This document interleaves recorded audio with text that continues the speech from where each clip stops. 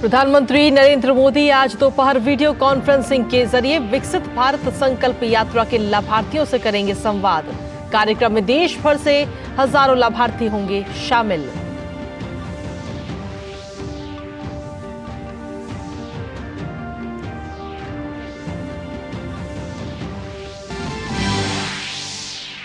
रक्षा मंत्री राजनाथ सिंह आज जम्मू के दौरे पर रहेंगे। सीमावर्ती जिलों में हालिया आतंकवादी हमलों के मद्देनजर मौजूदा सुरक्षा हालातों की करेंगे समीक्षा।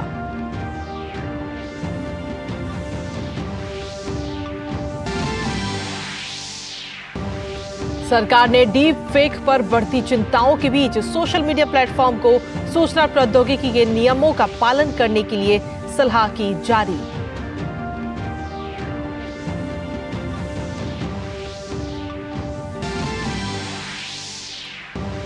रेलवे में जमीन के बदले नौकरी मामले में प्रवर्तन निदेशालय ने आज बिहार के पूर्व मुख्यमंत्री लालू प्रसाद यादव को धन शोधन रोकथाम अधिनियम के तहत अपना बयान दर्ज कराने के लिए बुलाया।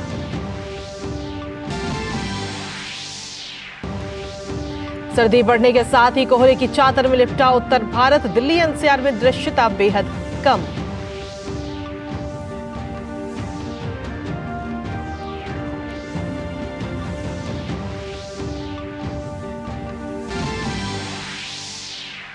रूस दौरे पर गए विदेश मंत्री डॉक्टर एस जयशंकर आज मॉस्को में अपनी रूसी समकक्ष सर्गेई लावरोव से करेंगे मुलाकात। दोनों नेताओं के बीच यूक्रेन संकट, अफगानिस्तान और इजराइल हमास संघर्ष पर चर्चा होने की उम्मीद।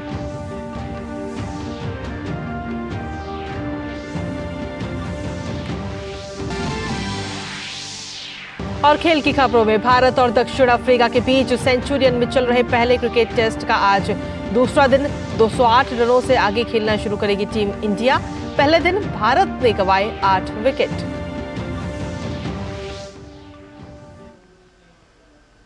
नमस्कार, स्वागत है आप सभी का। दूरदर्शन समाचार देख रहे हैं आप और सुबह की ताजा तरीन खबरों को लेकर हाजिर हूं मैं कृतिका। और इसी के साथ बुलेटिन की करते हैं शुरुआत। और शुरुआत में सबसे पहले बात विकसित भारत संकल्प यात्रा की।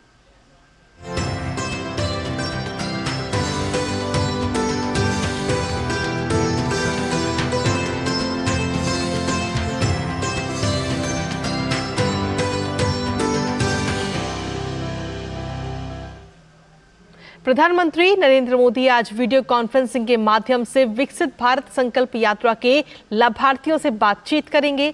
इस मौके पर प्रधानमंत्री कार्यक्रम में उपस्थित लोगों को संबोधित भी करेंगे। देश भर से विकसित भारत संकल्प यात्रा के हजारों लाभार्थी इस कार्यक्रम में शामिल होंगे। आपको बता दें कि इस साल 15 नवंबर को विकसित भारत संकल्प यात्रा की शुरुआत की गई थी।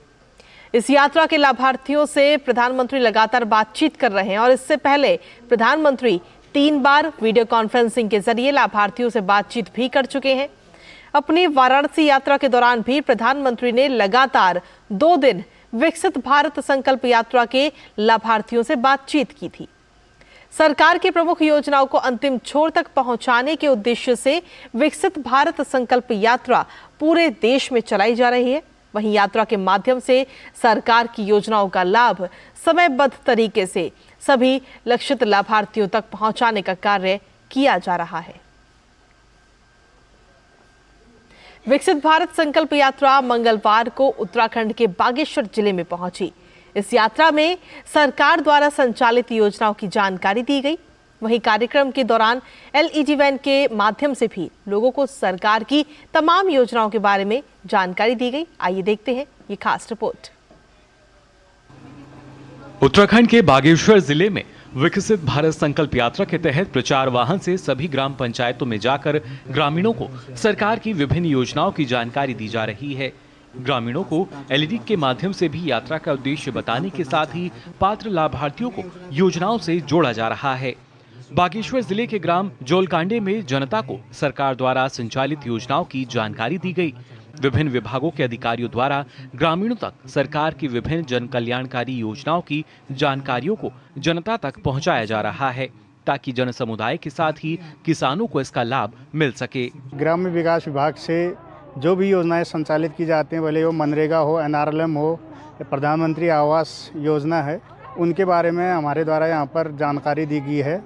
और जैसे कि प्रधानमंत्री आवास योजना में यहाँ पर विगत 22-23 वित्तीय वर्ष 22-23 तक हमारे 21 आवास बन चुके हैं और अभी वर्ष 23-24 में 7 आवास हमारे प्रगति पर हैं। यहाँ पर 7 प्रधानमंत्री आवास इस वर्ष हम पूर्ण कर लेंगे बहुत शीघ्र ही। और ग्राम विकास की समस्त योजनाओं का ग्राम पंचायत को लाभ मिल रहा है और हर योजना से यहाँ पर लाभान्वित किया जा रहा है।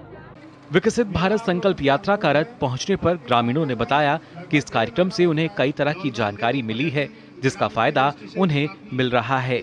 जो सम्मान निधि मिल रही है हमें प्रति साल में 6,000 ये कि 6,000 रुपये जो मिल रही है हमें, वो मेरे को ही नहीं, मेरे जितने भी समस्त ग्रामवासी हैं, हमारे क्षेत्रवासी हैं, लगभग उसका लाभ 100% यानी कि उसका लाभ हमें मिल रहा है आज यहाँ पे। तो लोग, मैं तो ये कह रहा हूँ कि इससे अच्छी योजना है मेरे ख्याल से सरकार की या हमारे देश के यशस्वी प्रधानमंत्री जी की, और कोई योजना ऐसे है नहीं। वैसे उनकी जितनी भी योजनाएं हैं वो उनका हम कोई बखान इतना कर नहीं सकते, क्योंकि हमारे पास कोई ऐसे शब्द नहीं है कि उनके जो भी उनकी प्रशंसा की जाए। भारत विकास संकल्प यात्रा मोदी जी की है। ये हम लोगों को गांव-गांव में मोदी जी के द्वारा किए गए विकास और दिए गए लाभ को ग्रामीण तक पहुँचे, यानी फिर उसकी जानकारी के लिए यहाँ पहुँची, उनका धन्यवाद है। हमारे गांव में कई लोगों को उन्होंने कच्चे मकानों को, मतलब कच्चे मकान थे, उन लोगों को 1,50,000 रुपये देकर उनको नवनिर्माण के लिए उसको पक्के मकान में तब्दील करके उनमें रहने का आशय दिया मोदी जी ने। और मेरे ग्राम में लगभग और उज्ज्वला योजनाएं और कृषि संबंधी योजनाएं, किसान मानदेय योजनाएं, जितनी भी हैं योजनाएं आप सरकार द्वारा दी जाती है। ग्रामीणों को सरकार द्वारा चलाई जा रही किसान सम्मान निधि, किसान क्रेडिट कार्ड, फसल बीमा योजना के बारे में जानकारी दी गई। ग्रामीणों ने प्रधानमंत्री मोदी का जनता के लिए हितकारी योजनाओं को लाने के लिए हार्दिक आभार और धन्यवाद किया। मोदी जी, आपको हमारा बार बार धन्यवाद। आपने हमें बहुत सहयोग दिया। आपके वजह से हमारे टूटे हुए घर अच्छे पक्के बन गए हैं। कार्यक्रम के दौरान एलईडी के माध्यम से भी लोगों को भारत सरकार की विभिन्न योजनाओं के बारे में भी जानकारी दी गई। Bureau report, DD news. और वहीं प्रधानमंत्री नरेंद्र मोदी ने सऊदी अरब के क्राउन प्रिंस मोहम्मद बिन सलमान से फोन पर बातचीत की। दोनों नेताओं के बीच हुई वार्ता में विभिन्न मुद्दों पर विचार विमर्श किया गया। दोनों नेताओं ने भारत और सऊदी अरब के बीच भविष्य की रणनीतिक साझेदारी पर चर्चा की। वहीं बातचीत के दौरान पश्चिम एशिया के हालातों पर भी विचारों का आदान प्रदान किया गया। दोनों नेताओं ने आतंकवाद, हिंसा और आम नागरिकों की मौत को लेकर चिंताएं साझा की। प्रधानमंत्री नरेंद्र मोदी और सऊदी अरब के क्राउन प्रिंस मोहम्मद बिन सलमान क्षेत्र में शांति, सुरक्षा और स्थिरता के लिए मिलकर काम करने के पर भी सहमत हुए। प्रधानमंत्री नरेंद्र मोदी के नाम अब एक और उपलब्धि जुड़ चुकी है। प्रधानमंत्री मोदी पूरी दुनिया में पहले ऐसे नेता बन गए जिनके YouTube चैनल पर 2 करोड़ सब्सक्राइबर हो चुके हैं, और इस मामले में वो विश्व के किसी अन्य नेता की तुलना में काफी आगे निकल चुके हैं। प्रधानमंत्री मोदी का नरेंद्र मोदी के नाम से YouTube चैनल है जो व्यूज और सब्सक्राइबर के मामले में अपने समकक्षों से बहुत आगे निकल चुका है। पीएम मोदी के YouTube चैनल पर कुल 450 करोड़ व्यूज हैं। पिछले साल फरवरी में प्रधानमंत्री मोदी के चैनल के सब्सक्राइबर्स की संख्या ने 1 करोड़ के आंकड़े को पार किया था। इस तरह पीएम नरेंद्र मोदी YouTube पर 2 करोड़ सब्सक्राइबर पाने वाले पहले वैश्विक नेता बन चुके हैं। और चलिए खबरों में आगे बढ़ते हैं। रक्षा मंत्री राजनाथ सिंह आज जम्मू के 1 दिवसीय दौरे पर रहेंगे, जहां सीमावर्ती जिलों में हालिया आतंकवादी हमलों के मद्देनजर रक्षा मंत्री मौजूदा सुरक्षा हालातों की समीक्षा करेंगे। जानकारी के मुताबिक इलाके में तैनात सैन्य कमांडरों की ओर से रक्षा मंत्री को आतंकियों के खिलाफ चलाए जा रहे अभियानों के बारे में विस्तार से जानकारी दी जाएगी। इसके साथ ही सेना की ऑपरेशनल तैयारियों के बारे में भी रक्षा मंत्री जानकारी हासिल करेंगे। रक्षा मंत्री राजनाथ सिंह जवानों से मिलकर उनका हौसला भी बढ़ाएंगे। रक्षा मंत्री के इस दौरे के मद्देनजर सुरक्षा व्यवस्था काफी कड़ी कर दी गई है। और वहीं रेलवे में जमीन के बदले नौकरी से जुड़े धन शोधन मामले में प्रवर्तन निदेशालय ने आज बिहार के पूर्व मुख्यमंत्री लालू प्रसाद यादव को अपना बयान दर्ज करने के लिए बुलाया है। लालू यादव को धन शोधन रोकथाम अधिनियम के तहत उनके बयान रिकॉर्ड करने के लिए आज जांच एजेंसी के दिल्ली दफ्तर में आने को कहा गया है। वहीं इस मामले में ईडी ने इस वर्ष अप्रैल महीने में तेजस्वी यादव से भी पूछताछ की थी।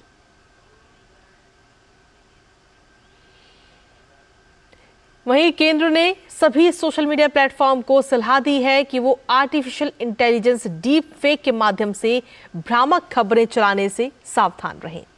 इलेक्ट्रॉनिकी और सूचना प्रौद्योगिकी मंत्रालय ने एक परामर्श में कहा कि सोशल मीडिया पर सक्रिय और अमान्य कंटेंट के बारे में लोगों को सावधान करें, विशेष रूप से उन्हें सूचना और प्रौद्योगिकी आईटी नियम के अनुसार स्पष्ट पूरी जानकारी उपलब्ध कराएं।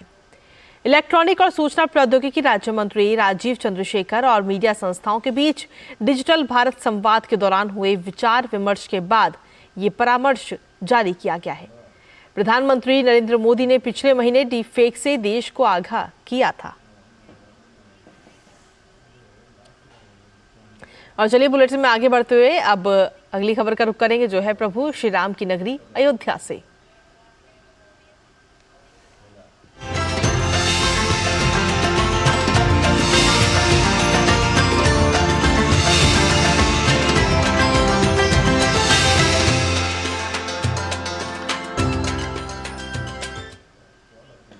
पौराणिक और धार्मिक नगरी अयोध्या में भव्य राम मंदिर बनने के बाद अयोध्या को विश्व के धार्मिक पर्यटन के मानचित्र पर लाने के लिए अनेक प्रयास किए जा रहे हैं। इन प्रयासों में अयोध्या की आधारभूत संरचना में भारी निवेश भी किया जा रहा है। संपूर्ण अयोध्या को ऊर्जा प्रदान करने के लिए वैकल्पिक ऊर्जा के स्रोत भी लगातार विकसित किए जा रहे हैं। आइए देखते हैं हमारे संवाददाता आशुतोष शुक्ला की ये खास रिपोर्ट। अयोध्या को लेकर के आशंकाओं और अफवाहों का बाजार अब खत्म हो चुका है। अयोध्या एक नई राह देख रही है। वह राह है विकास की। वह राह है कि दुनिया के मानचित्र पर, पर्यटन के नक्शे पर किस तरह से अयोध्या दर्ज हो। सरयू के किनारे बसी अयोध्या कहा जाता है कि त्रेता युग में स्वर्णिम थी, बहुत ही खूबसूरत थी। वह खूबसूरती अयोध्या की फिर कैसे स्थापित की जाए, इसको लेकर सरकार चिंतित है, धर्माचार्य चिंतित हैं और वो सब कुछ न कुछ करना चाहते हैं इस दिशा में।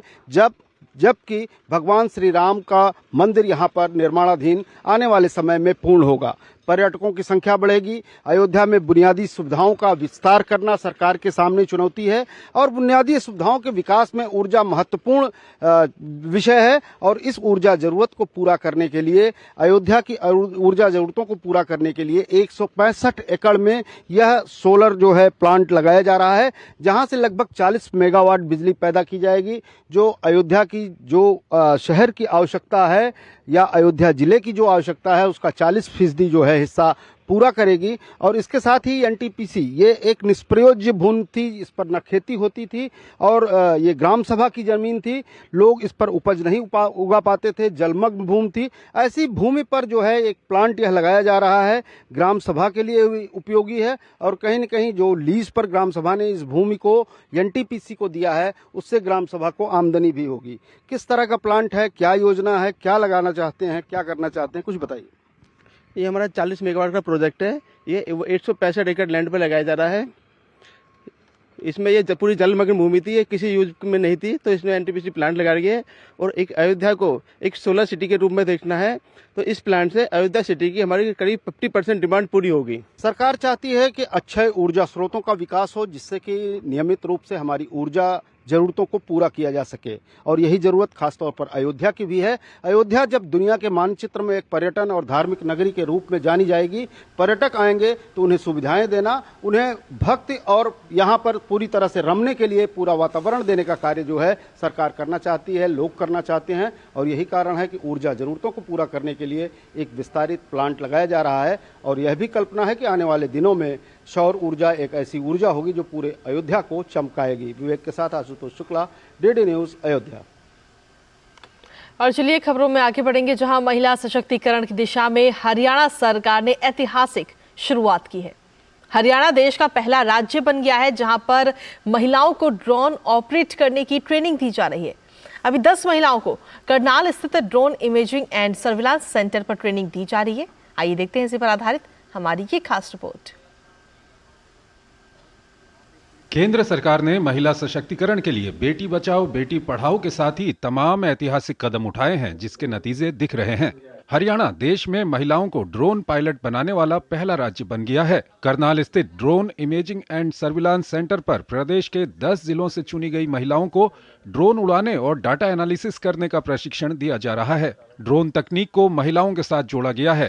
पहले बैच में प्रशिक्षण के लिए आई महिलाएं अलग अलग क्षेत्र से जुड़ी हैं। कृषि क्षेत्र से संबंधित महिलाएं ड्रोन का इस्तेमाल खेती में कैसे बढ़ेगा, इस पर काम करेंगी।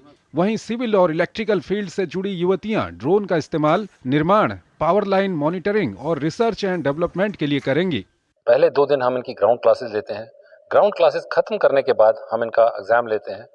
जो बच्चे एग्जाम में पास होते हैं उनको हम सिमुलेटर पे लेके जाएंगे। तो अभी हमने एग्जाम कंडक्ट कर लिया है। इस रिजल्ट के बेस पे हम जो पास हुए हैं मेरिट के हिसाब से उनको सिमुलेटर पे लेके जाएंगे। जो सिमुलेटर फ्लाइंग में पास होंगे वो फ्लाइंग के लिए आगे जाएंगे। इतने में जो पीछे जो थोड़े बच्चे रह गए थे वो सिमुलेटर तब तक वो दोबारा अपना रिवीजन करके सिमुलेटर पे आ जाएंगे। वो सिमुलेटर पास करके फिर वो फ्लाइंग पे जाएंगे। तब तक पहले वाले फ्लाइंग पास खत्म कर चुके होंगे तो उनका फ्लाइंग का एग्जाम होगा। ड्रोन का प्रयोग आने वाले समय में कृषि के अलावा सुरक्षा, जांच और अनुसंधान, निर्माण कार्य, चिकित्सा सेवाओं, डिजास्टर मैनेजमेंट सहित कई क्षेत्रों में होगा। अगर भारत की बात करते हैं तो भारत एक कृषि प्रधान देश है और हरियाणा उसमें एक अग्रणी राज्य है। हमारे माननीय प्रधानमंत्री जी का विजन है कि हम लोग कृषि में भी महिलाओं का योगदान है जो उसको एक्नॉलेज करें, और उसी के क्रम को आगे बढ़ाते हुए हमारे यशस्वी मुख्यमंत्री महोदय ने 500 कृषि ड्रोन तैयार करने का निर्णय लिया। उसी के अंदर अभी आ गया कि हम लोग कृषि के अंदर जो वुमेन सेल्फ हेल्प ग्रुप है उसके लिए जो सेंट्रल स्कीम है उसमें लगभग 1261 करोड़ रुपए की स्वीकृति हमें मिल गई है। ये पैसा 2023-24 और 24-25 में खर्च किया जाएगा। ड्रोन पायलट की ट्रेनिंग ले रही महिलाओं ने बताया कि प्रदेश सरकार द्वारा लाडली ड्रोन योजना के तहत उन्हें ड्रोन उड़ाने की ट्रेनिंग दी जा रही है। माननीय प्रधानमंत्री जी की एक बहुत ही अच्छी एक नीति है कि महिला सशक्तिकरण, लोकल फॉर वोकल के तहत हम लाडली ड्रोन योजना के तहत बहनों को रोजगार देने की एक स्कीम निकाली है। उस स्कीम के तहत हमने तो ऑनलाइन फार्म भरे थे, फिर भी हरियाणा सरकार माननीय मनोहर लाल जी ने भी हमें अच्छी सपोर्ट करी है। एक ड्रोन ऐसा है कि एग्रीकल्चर से हमारी एक भूमिका जुड़ी रहती है, कहीं न कहीं पुरुष के साथ हमारा एक अंग खेतीबाड़ी में जुड़ा होता है, तो महिलाएं किसी से कम नहीं। यंग जनरेशन के लिए हमारी बहनें आगे आकर ड्रोन से अपना बिजनेस सेटअप करना चाहती हैं। महिलाओं को रोजगार देने के लिए एक महिला के साथ जुड़ के काम करेगी तो उनको बहुत अच्छा लगेगा। आज महिलाएं किसी भी क्षेत्र में पुरुषों से कम नहीं है और कृषि एक ऐसा क्षेत्र है जिसमें महिलाएं पहले भी पुरुषों के साथ मिलकर काम करती रही हैं और अब ड्रोन के माध्यम से वो कृषि क्षेत्र को और अधिक विकसित बनाएंगी। Bureau report, DD news. और चलिए इसी के साथ अब बात करते हैं देश की राजधानी दिल्ली की। और दिल्ली के साथ साथ पूरे उत्तर भारत में इस वक्त ठंड का प्रकोप लगातार बढ़ रहा है। सर्दी की वजह से धुंध और घना कोहरा छाया हुआ है और इस वजह से यातायात पर भी खास असर देखने को मिल रहा है। कोहरे की वजह से विजिबिलिटी इतनी कम हो चुकी है कि ट्रेनें अपने गंतव्य तक समय से पहुंच ही नहीं पा रही। ठंड से बचने के लिए लोग रैन बसेरे का सहारा लेते हुए भी नजर आए।